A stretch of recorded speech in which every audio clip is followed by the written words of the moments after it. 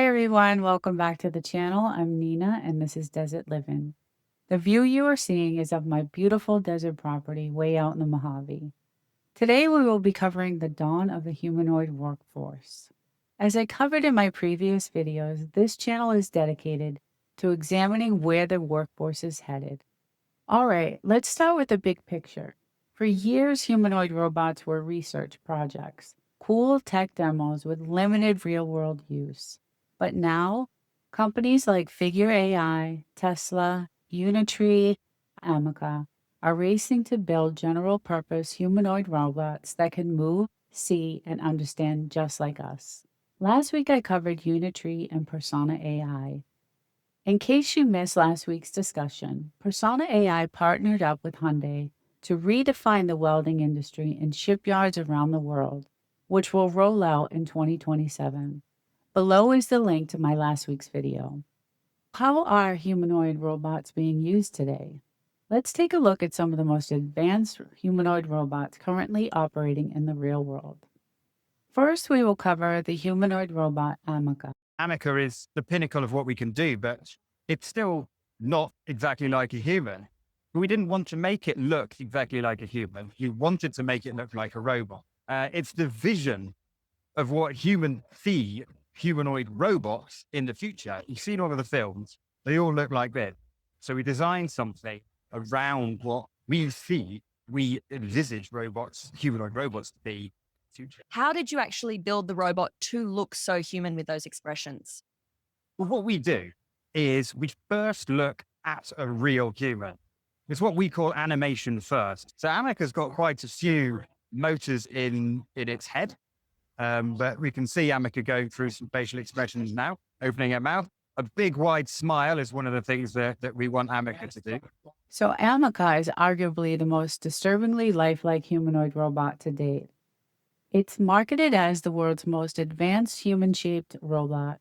Ameca isn't just a technological marvel, it's a provocative glimpse into a future where the line between human and machine grows increasingly blurred. Designed as a development platform for next-generation robotics, it serves as both a breakthrough in human-robot interaction and a bold challenge to our definition of humanity. Many humanoid robots are entering the real world as bartenders, concierges, warehouse and factory workers, and assisting humans in logistics and manufacturing. They are even greeting guests at conferences and orchestras. With that being said, the sector is expected to grow. The humanoid robot market was valued at $2.3 billion in 2024 and is predicted to increase to more than $13 billion in 2029, according to research markets. Fueling that growth and demand will be advanced humanoid robots that will have greater AI capabilities and human-like features that can take on more duties in the service industry, education, and healthcare. In light of recent events, the dawn of complex humanoid robots may come sooner than later. Google-backed Appatronic announced a series of AI funding at $350 million, increasing the startup's capacity to produce its Apollo humanoid robots on a larger scale. Seeing the promise that this industry holds, Apple is even considering a pivot to building humanoid robots. Let's check out a clip of Apollo.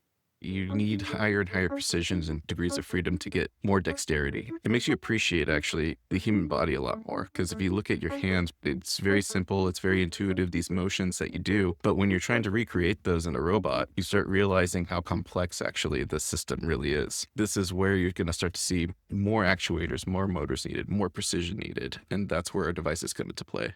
We've produced 8 different versions of humanoid robot, and that's what we're showing today. Our experience of bringing humanoids out into the world came together so well. A robot that you want to work with on a day-to-day basis. As you start to interact more around people in public-facing environments like retail, or you go further and you go into working in hospitals, or you work in elder care, or even as you go all the way to working in the home, you have more and more requirements from safety, each of those progressive ways. Apollo has 32 degrees of freedom, which means that it has a huge number of actuators in it.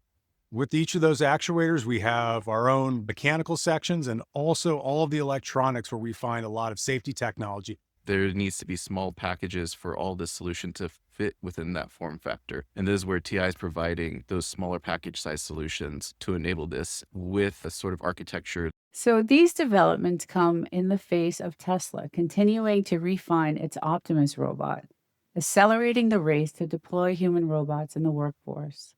As part of the efforts to integrate and test the robotic capabilities, UV Tech has partnered with Foxconn to explore using humanoid robots to help assemble iPhones. Foxconn manufactures electronic products for major American, Canadian, and Japanese companies. In 2012, Foxconn factories manufactured an estimated 40% of all consumer electronics sold worldwide. In 2024, Foxconn's cloud computing segment, which includes servers, represented over 50% of their total revenue. Now, Foxconn is known for harsh working conditions. What's hidden behind the sleek tech is a complex story of labor. Foxconn has faced global criticism for inhumane working conditions, long hours, low wages, strict quotas, and worker dormitories that resemble military barracks. These concerns have been raised by various organizations and media outlets and are linked to Apple's global supply chain. But when it comes to harsh working conditions, what's deemed inhumane for people is perfectly acceptable for robots. So here's the real question. What's more profitable for shareholders? Investing in better human right policies for workers, or replacing them with robots that require no breaks, no benefits, and no protections at all? Optimus is Tesla's long-anticipated humanoid robot. Optimus can walk in straight lines, balance on one leg, lift objects, recognize different environments, and traverse uneven terrains.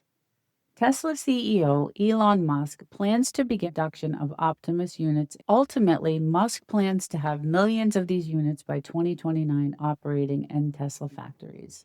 The final humanoid robot we're going to talk about today is Figure AI. It's a United States-based robotics company specializing in the development of AI-powered humanoid robots. It was founded in 2022 by the founder of Archer Aviation. The company introduced its prototype Figure 1, designed for manual labor, initially targeting the logistics and warehousing sector. On January 18th of 2024, Figure announced a partnership with BMW to deploy humanoid robots in the automotive manufacturing facilities. You might have seen the buzz of Figure 1 standing on the floor of the BMW manufacturing plant, instantly sparking controversy. People were quick to assume that the robot was already on the job replacing humans, tightening bolts and assembling parts. But here's the truth. Figure 1 wasn't working at all. It wasn't performing any tasks. In fact, it was more of a demo. Figure 1 was not actually performing the real task at BMW plant, and here's why. The BMW Figure A1 partnership was more likely a strategic PR campaign to move research collaboration. Placing the robot on the floor was symbolic, meant to spark conversation, attract investors, and hint at future capabilities, not showing a robot doing actual work. Most people see these robots as creepy, dangerous, unneeded competition in the labor market. Yet the compelling promise of heightened efficiency, reduced operational risks, and maximized profit margins may ultimately eclipse growing concerns over job displacement, questionable ethics, and the societal cost of automation. Regardless of the timeline, it's clear that the humanoid robots are positioned to significantly reshape the global workforce. Current projections suggest that up to 35% of existing jobs will be impacted or replaced by these autonomous systems as early as 2029. In fact, this transformation is already underway, as we've been talking about. These humanoid robots are no longer experimental. Several models already have been integrated into the active roles across various industries. So here we are. We've gone from gears and circuits to neural networks and synthetic skin. The age of humanoid robots is no longer science fiction, it's payroll. We've seen Tesla's Optimus quietly assembling parts, Figure 1 already navigating factory floors, and Ameca smiling just a little too naturally during a conversation. This isn't a future we're preparing for, it's the present we're trying to process. The workforce as we know it is being rewritten, not erased. And here's the controversial truth: we don't get to stop it.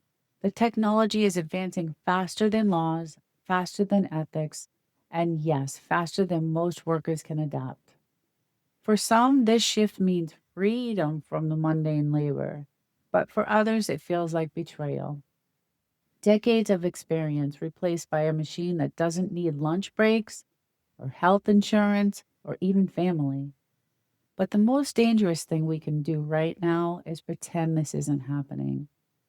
This moment in history is a fork in the road. We need to stop asking whether robots should take over jobs and start asking how we protect the human spirit in a world where machines do the heavy lifting. Will we create new industries, new roles, new dreams? Or will we see generations sidelined by progress that doesn't include us humans?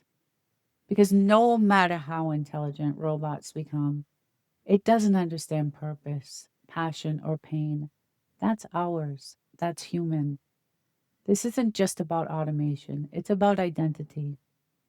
And the question we have to ask ourselves now is simple: what kind of future are we willing to build before it gets built without us?